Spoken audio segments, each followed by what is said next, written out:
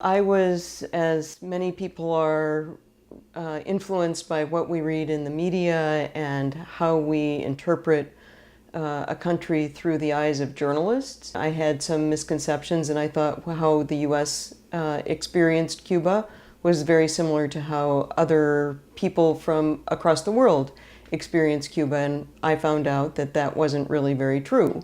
That in fact, other countries have been in Cuba a long time, have influenced Cuba's development. The U.S. has not, because of the embargo, because of our historic association with Cuba. For me, one of the highs was going to Cuba Libre and speaking with people at some depth, and hearing the impressions of multiple people who had strong experiences, whether they were people who had immigrated to Cuba, people who were native to Cuba, who were willing to share at a much deeper level than people on the street.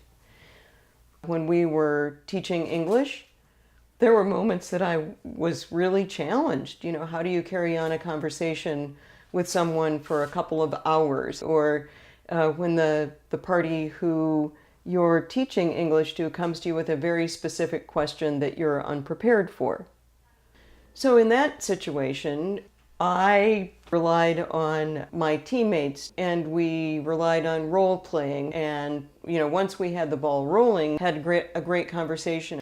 My experience really the world over is families are the same. You know, they're more similar than they are different. And while there are cultural differences or things that, you know, sometimes you have a notion about, it's more the same than different. There's that bridging of cultural understanding while you're there and the impressions that you leave. I'm really glad to be able to travel in a way that doesn't just take from the culture, but instead gives a little bit as well. And the bigger impact is sharing when you come home, helping people to understand how your experience is different than they thought. Relationships that we've made as individuals or as a team will stick with us for a long time.